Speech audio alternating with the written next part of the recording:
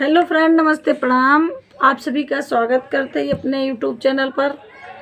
आप सभी के बीच एक बहुत प्यारा होली गीत सुनावा चलते ही। सुनना, जैसा भी लगे कमेंट में ज़रूर बताना। हमारे होली गीत को अपना प्यार आशीर्वाद ज़रूर देना।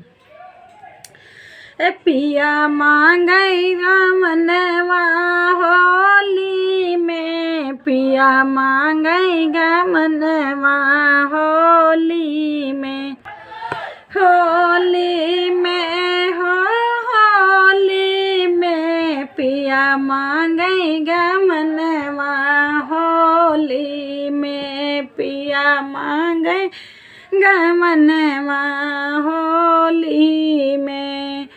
पहला संदेशा ससुर मोरे आए, पहला संदेशा ससुर मोरे आए, ससुर मोरे आए, ससुर मोरे आए।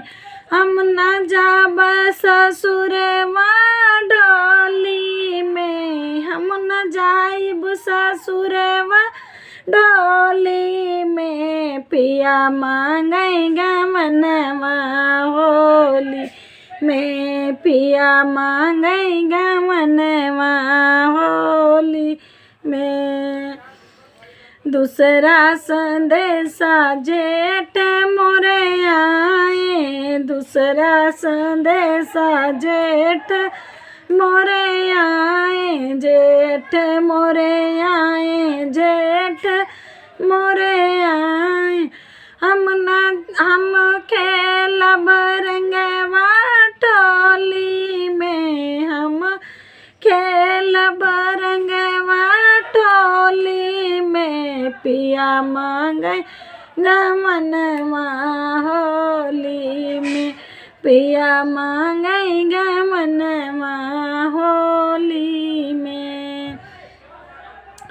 तीसरा संदेशा देवर मोरे आए, तीसरा संदेशा देवर मोरे आए, देवर मोरे आए, देवर मोरे आए।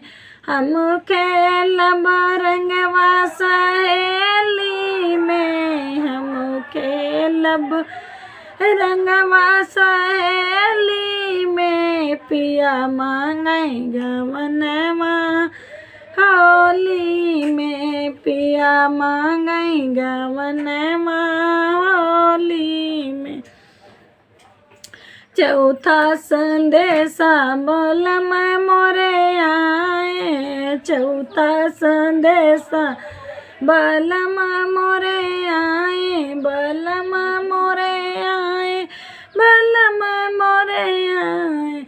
हम जइब ससुरवा डोली में, हम जाब ससुरवा डोली में। पिया मांगई मनवा होली में, पिया मांगई